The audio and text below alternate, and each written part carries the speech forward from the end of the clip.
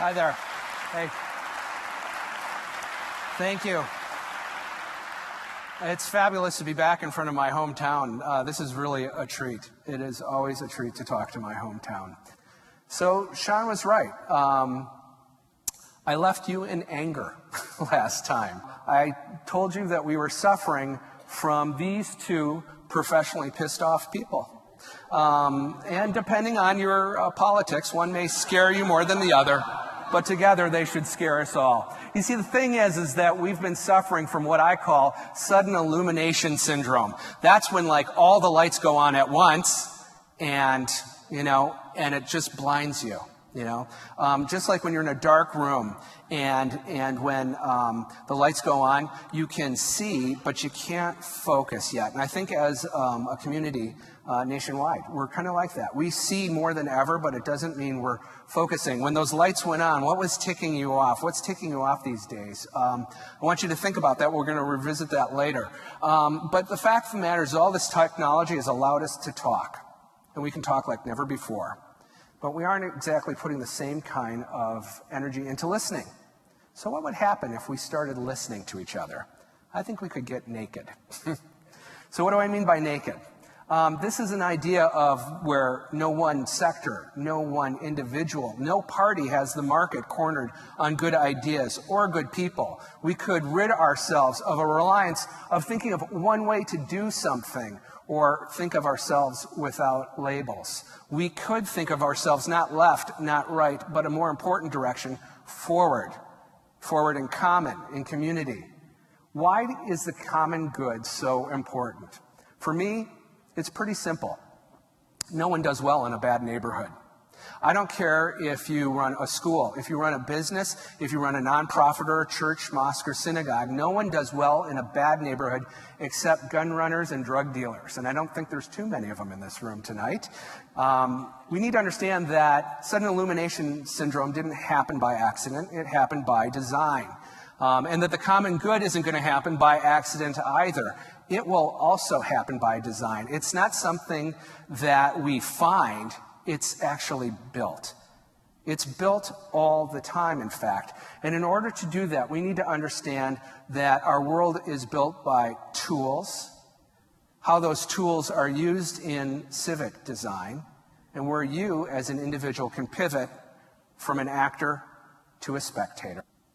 Now, we're used to thinking of technology in terms, or tools in terms of technology, from the first arrowheads and flints to the phones that are in your lap and the social media apps that are on those phones. I mean, really, when was the last time you were invited into a theater and they said, please keep your phones on?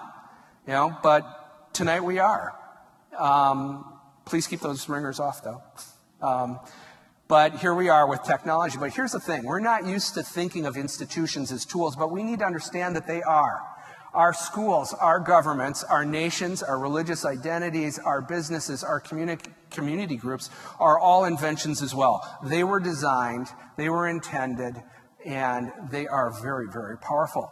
Here we are in the Pantages Theater. Beautiful theater, dates back to 1916. It was the first theater in the Twin Cities with air conditioning. Talk about nice technology. But here we are in Minneapolis. Minneapolis was designed, intended in 1867. I work for a merchant invention. It's called Target. It was invented in 1962 by the Dayton Department Store Company that was invented in 1902, designed in 1902. We're here in the United States, which was designed and intended in 1776, and the design documents for the country are what we commonly refer to as the Constitution and the Bill of Rights. But perhaps the most important and powerful tool of all is institutional thinking. This is how we define what is proper behavior, proper thinking, proper anything. You see, around these parts, you put your knife on the right, your fork on the left, you put your napkin in your lap, and you chew with your mouth closed. What is that? Those are called table manners. But what are table manners? Table manners are nothing more than agreed upon idea of what it's expected, of what is expected of you at a dinner table. Our tools have some properties that you need to understand. First of all is that they're amplifying. You can turn it up to 11 these days. What you could do well before, you can do even better. But what you did poorly before, you can probably start hurting people. You can invite people over for chili that you cooked on fire, or you can start to lob flaming arrows at them. Same fire. You can capture an atom. You can power a city, or you can wipe it off the map. Same atom. It is amplifying. Another thing about tools is that they're very imperfect. Even with our best intent, our tools can cause damage because our tools are about as perfect as people who design them or implement them. In other words, not so perfect. They also dislocate, and sometimes very painfully. You know, when we change something, it changes everything else around it. In the early 14th century in Europe, the block and tackle came into widespread use.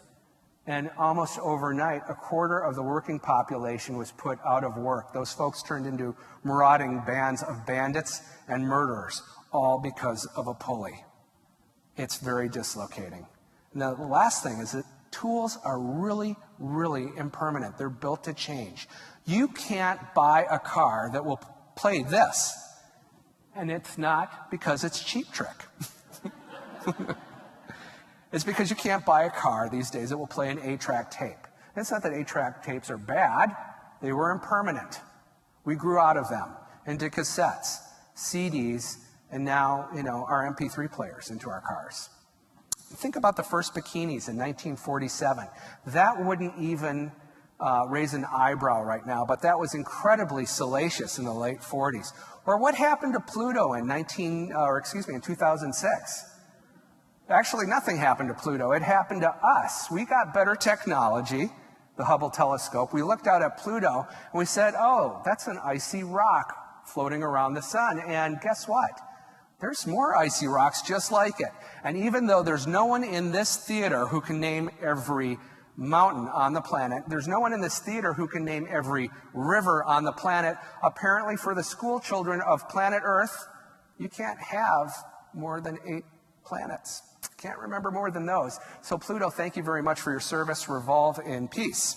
Even what it means to be a Republican or a Democrat changes.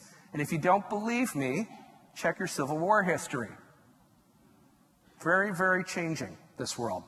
Well, again, that amplifying power of tools is magnificent, but it can also be a magnificent barrier. And I think one of the biggest barriers that we have in our world right now is this institutional thinking that the common good is a challenge that is the world of government. It's a function of government, and it's not only a function of government, it's a function of politics. And I'll tell you, that's not good for people who like government. People like me. I like good functioning government. And we're not treating our government very well right now. When was the last time you heard yourself say, my government or our government? It's always the government. We don't treat our politicians very well. I was talking with some retired politicians not that long ago who said, we just need to fix government. And I said, well, we live in a representative democracy, and that's the problem. It's representing us right now. It's like we're looking in a mirror and we're seeing an ugly picture and we're blaming the mirror. We need to think of ourselves a little bit differently. We need to start thinking of ourselves as not the tools, but the master recipe for the common good. Let's strip away those tools and start focusing on what are the elements that create a good community. Now, there's probably more than what I'm about to mention, but here's what I've come up for the time being. We want to live in communities where people feel safe, where people feel well-fed, sheltered, and in good health. We want people to feel purposed, productive, and compensated. We want spaces for innovation. We need public infrastructure, both built and preserved. We want to be in a position where we can pass on wisdom and knowledge. And we need justice and morality. Those are the core elements of a good community. But we need to recognize that building this common good is not a problem to fix. That's the language of politics. The common good is not a problem to be fixed. The common good is a dilemma to be managed. A dilemma is a problem that never gets fixed. You just manage it. You put different tactical and emotional energy behind a dilemma. It's not something you make. You remake it all the time. Think of it this way. Here we are in Minneapolis. And Minneapolis will never be crime-free. It would actually take a crime to make it crime-free, right? It won't be crime-free. That is a problem to be fixed. But that doesn't mean that Minneapolis can't be safer. Of course it can be safer. But when you start thinking about Minneapolis, a safer Minneapolis, sure, you start thinking about cops, you think about judges and jails, but don't you start thinking about, well, is the economy good? How's the education system? What does the streetscape look like? Is it well lit? And when you start thinking about it that way, how many of those elements are provided by government? Some for sure, but certainly not all. One tool does not a recipe make. And we've been focusing a lot on one tool. We've been putting a lot of weight on one tool. There's another thing too. We want all of those ingredients baked into a pie that is predictable and accountable. Because predictability and accountability are an important thing in the common good. That's something that we normally call regulation, by the way. But just as we have been defaulting to thinking that the common good is a product of government, we have also defaulted that regulation is always the product of laws, which are produced by government. It need not be. Think back to the New Deal and the Great Society. These were huge institutional movements, and we used a lot of tools. And great things happened during that time. A social safety net, racial equality, very important things. Great use. But as I said, tools amplify both good and bad. They also had some negative implications, I think. It was during those times when we really started to ramp up government that we started our institutional thinking of us as citizens of a tax-paying class. We were taxpayers now to the services of government. I don't need to be my brother's keeper. I just paid some taxes. There's a program for that. Well, that program may be important, but guess what? You don't get a slip to leave class right now. That tool is there for you. I think of regulation really as something that spans from soft to hard. We're used to thinking of regulation as hard, right? These are laws, penalty of death, very inflexible, transactional. But soft regulation exists in our world too. Think back to those table manners I was talking about. Expected behavior. That's just conversational regulation. It's what we expect out of each other. And note that they're really flexible as well. It's perfectly fine to slurp your noodles in polite company in Tokyo. Don't try that in Topeka, though, right? And along that way, that spectrum, we have all sorts of ways of regulating each other, whether they're rituals and traditions, cooperative agreements, pacts, diplomatic accords, rules of the house, rules of the road, and even managing your reputation so you don't embarrass your mom and dad, right? And we've been seeing some barriers to over-relying on this hard view of regulation. First of all, remember, we're still ticked off at each other. We still buy into this check-the-box symbolic political victory. That's really not a way to approach policy, but it works great for politics if that's the end goal in mind. But here, in my mind, is a really interesting thing in this incredibly mobile 21st century. Laws are immobile. Laws are products of physical political jurisdictions. But our world has become so mobile. Think of the financial crisis. What is more mobile than the binary digits that represent money these days? But money doesn't know when it left New York and it hit London or it hit Tokyo. Money flowed, regulations don't. We don't have a hard regulatory tool for that. That's one of the reasons why President Obama has been asking for increased cooperation from central banks throughout the world. That's another form of regulation, another tool.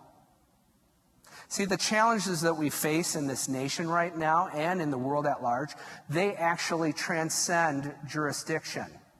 Even at the local level, here in the Twin Cities, I'd like you to visit this place called the Midtown Community Greenway. Many of you have been on it. It's a derelict rail bed next to Lake Street that has been turned into a beautiful amenity for South Minneapolis.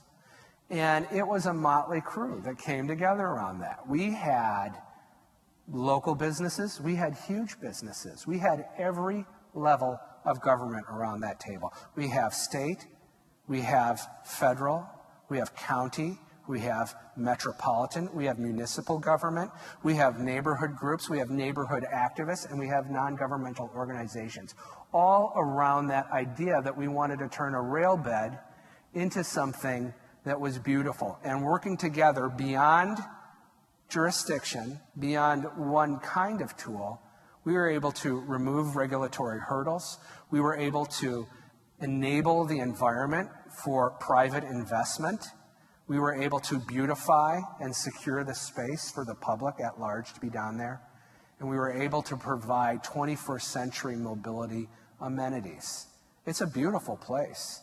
There are apartments, there are restaurants, there are bikers. It isn't what it was before. It was transformed, but not because of one tool. That tool was really important around the table, but it wasn't good enough.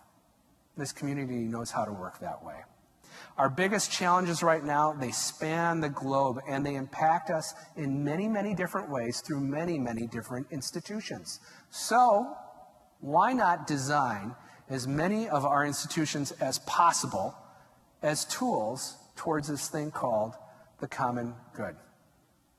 I oftentimes think of culture, and I've talked to a bunch of you this way. Culture is what you and I do when we're not being told what to do.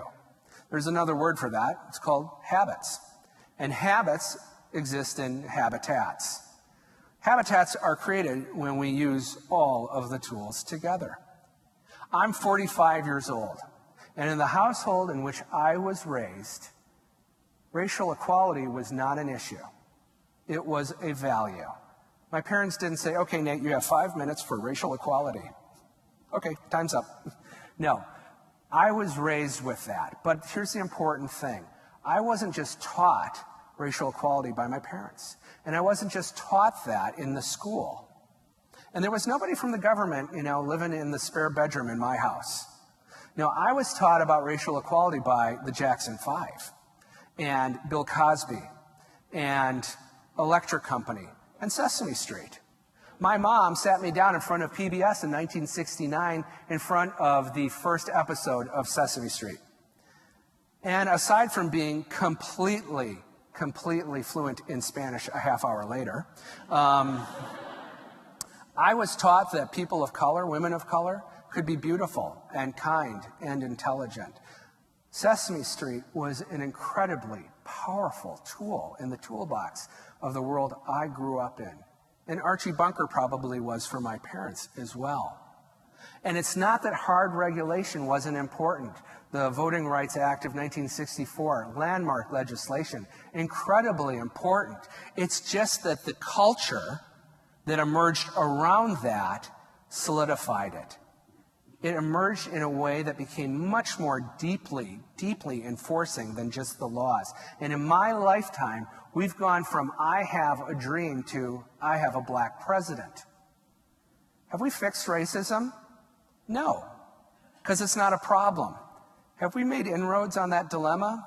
I think so, and still imperfect enough that we have to keep redesigning every day.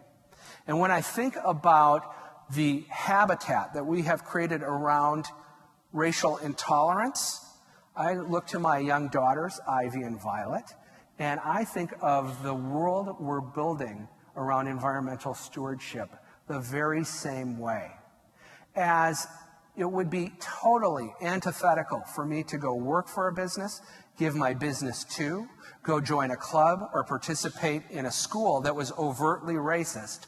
My daughters are going to be raised in a world where the same attitudes will exist with everything that is overtly anti-environmental.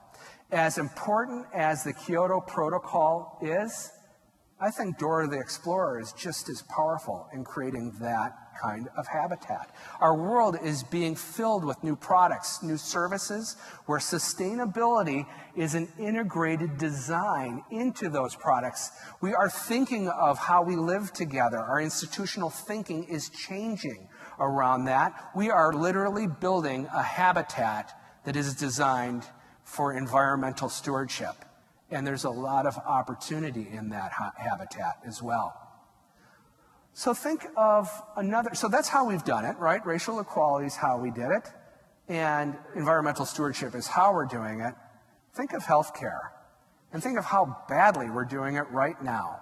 You know, think of what's happening in Washington, D.C., which is really not healthcare reform, it's insurance reform, and there's a lot of debate as to whether it's even good insurance reform, but it's certainly not health reform. When you look at what Americans value in health reform, look to how we spend our money. And if you look at it that way, you'll notice that Americans, for some reason, think that aging and death is optional. I won't speak much about it tonight, other than, can you imagine a worse place than Washington, D.C. to have that conversation right now?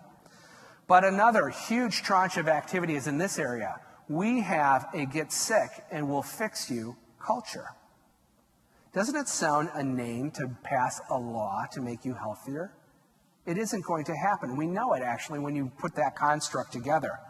But doesn't it sound better to say, you weren't born broken. How do we create a habitat around you that respects that is designed for that? And when you think about it that way, just like public safety, yeah, there's hospitals and there's doctors and there's probably insurance companies. But let's start thinking about things like school lunch programs and teaching nutrition. Let's think about restaurant design. Let's think about public safety, because who's going to exercise if they don't feel safe? You know? Wouldn't it be cool to have an iPhone app where you could say, I am just jonesing for some French fries, and you shake it and it says, Nate, how about roasted green beans? And there's a place selling them 50 feet away. Yeah? Wouldn't it be cool to have an app that said, you know, you shake it and it says, well, you know, here's my friend, and I say, you know, Rich, how about you and I play racquetball this Friday? You and I both need to exercise. We have an opportunity to not only build a habitat, but I'd say that we should be serious about fun as well. When I tell my daughters to run around the park, that's different than run around the park, right? And all I care about are my daughters moving. Are they having fun? Why aren't we building more activity in our world in a habitat form rather than getting sick and spending so much money trying to fix us? If you look at how the people live in Okinawa, for instance, the folks live very, very long and in very good health, and very happily, by the way. They don't have treadmills. They have a lifestyle where they sit on the floor a lot, and they get up a lot, and they eat a lot of fish, and they live in very tight-knit communities where they watch each other. These are important elements to think about in design. So where do you fit in this new world? Well, I'd say anywhere you want to right now. And that's because of another new design that has happened pretty recently, and an earth-shattering one. It's the power of networks. We're coming off of, I don't know, maybe 12,000 years of experience on hierarchical structures. These are structures of command and control, title heavy. You see it in business, you see it in the military, you see it in the academic worlds, churches.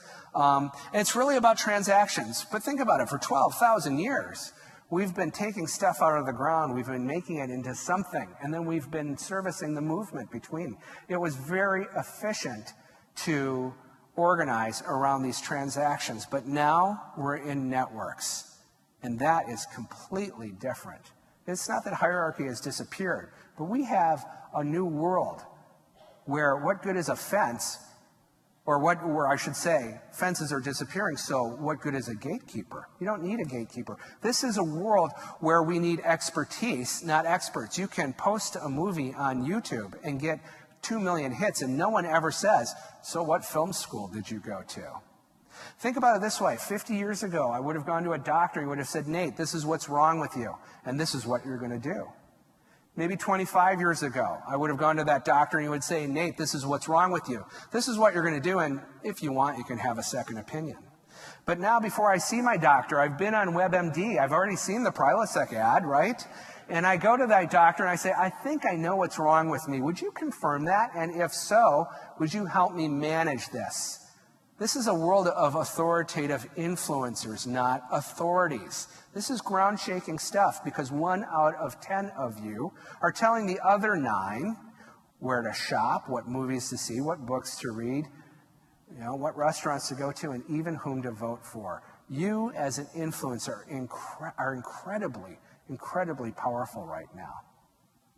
These are what Seth Godin wrote in his book Tribes. You are the self-selected, indirect headcount. These aren't people that you command under you. They aren't the folks that you count. They're the folks that you can count on. Very different world. So again, what was ticking you off before?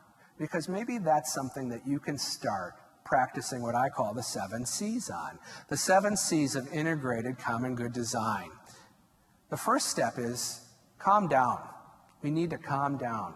Remember, better is perfect. There is no such thing as perfect. Better is perfect.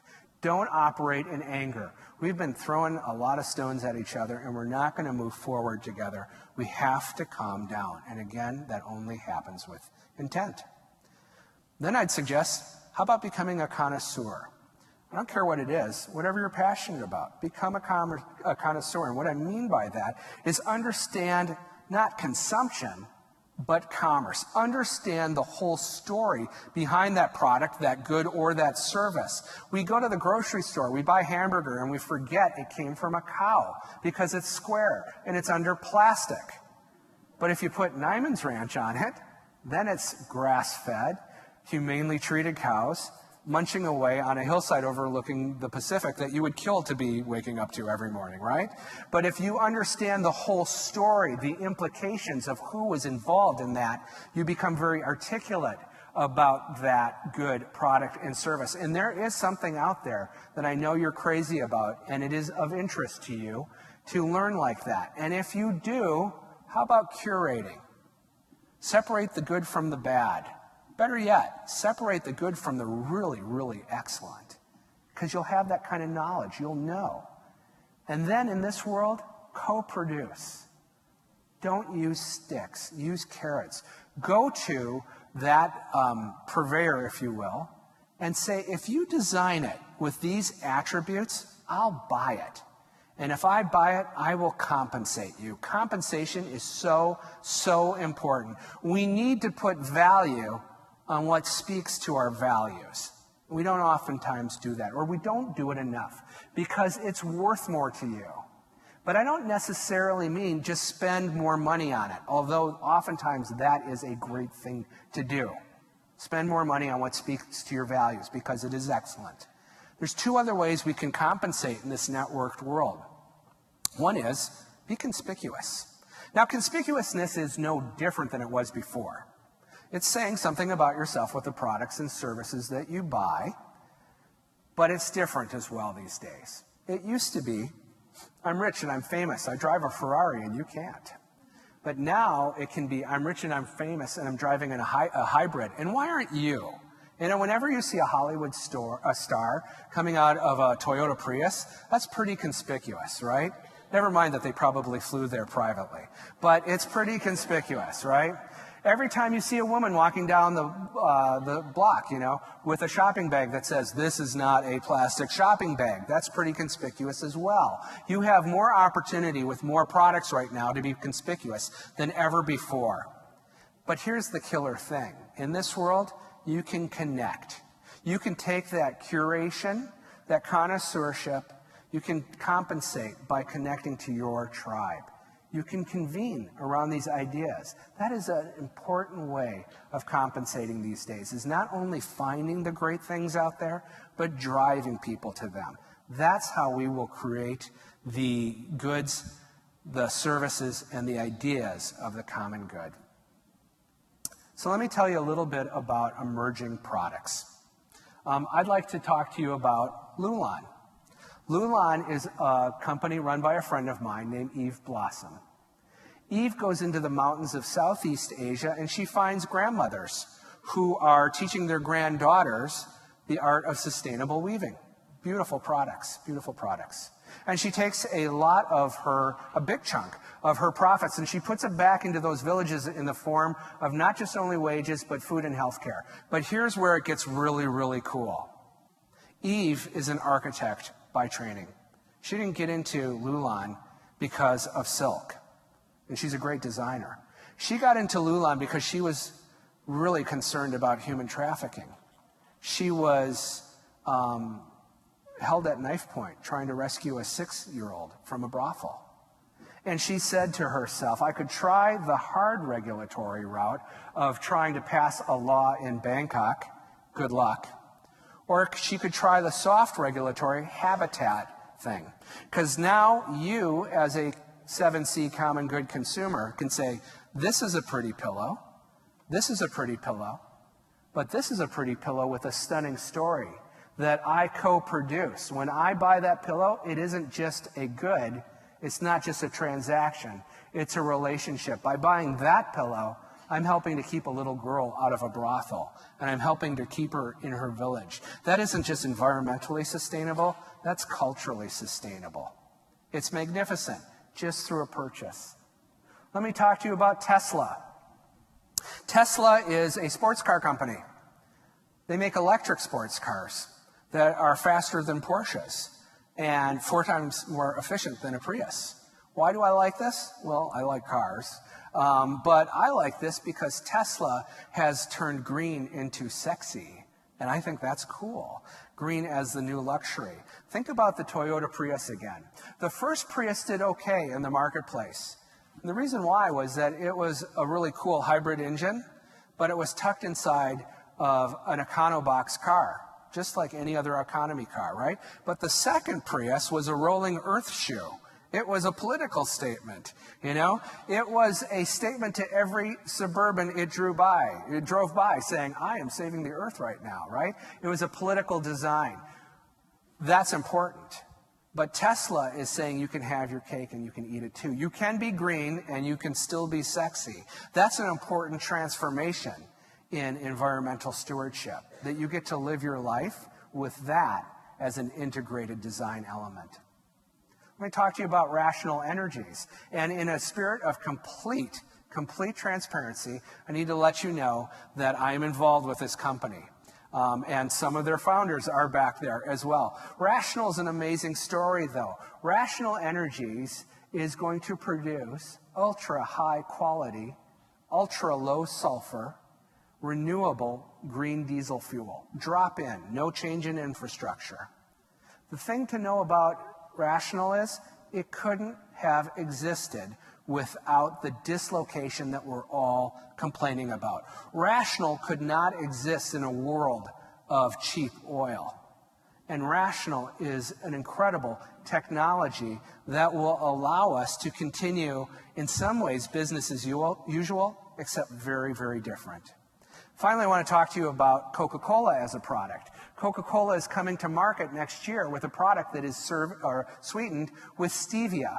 Stevia is a leaf from South America. It's sweeter than sugar, and it has nary the hypoglycemic effects of sugar. Why is that important? Well, before, when I was talking about this unhealthfulness of us, a lot of that is because we consume a lot of high fructose corn syrup.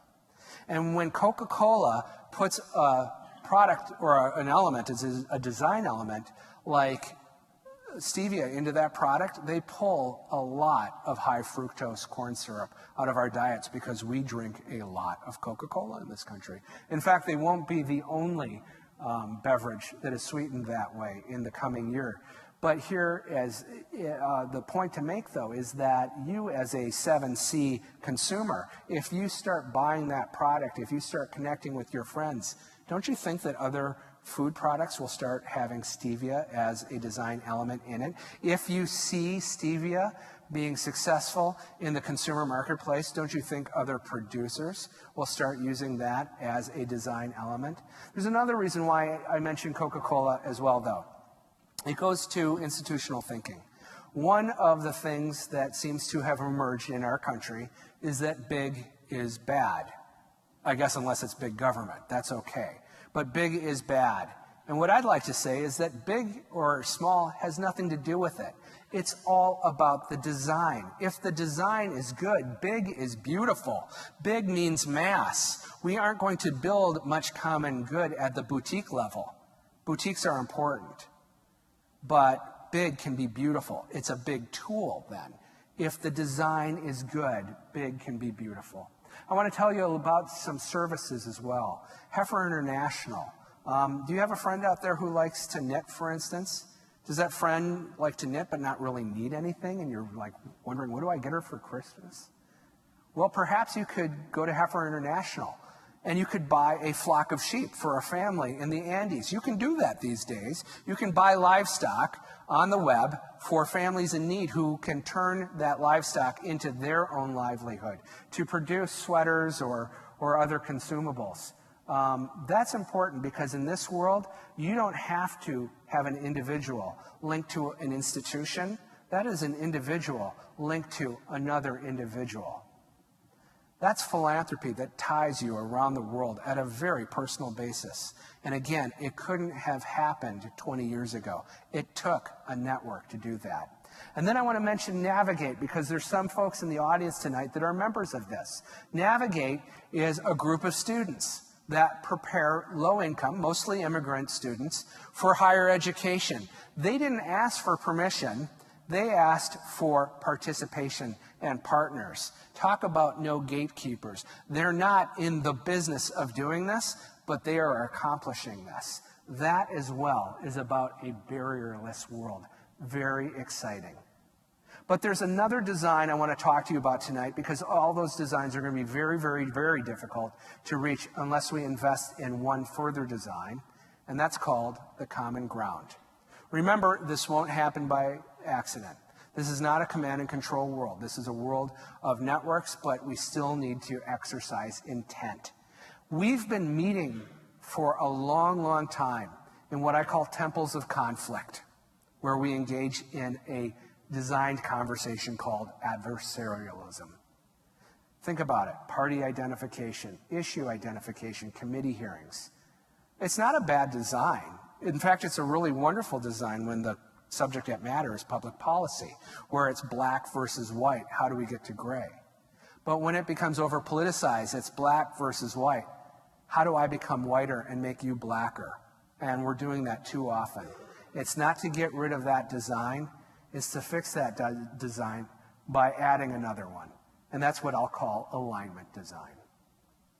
This is defined by your intent and your attitude. It exists physically in places like this. It exists in your attitude virtually, in your tweets tonight, for those of you who knew what Sean was talking about. It happens when you invest in the Citizens League. And again, it's one of the reasons why I'm so happy to be here tonight. On behalf of an organization for 57 years, has been producing common ground for the common good.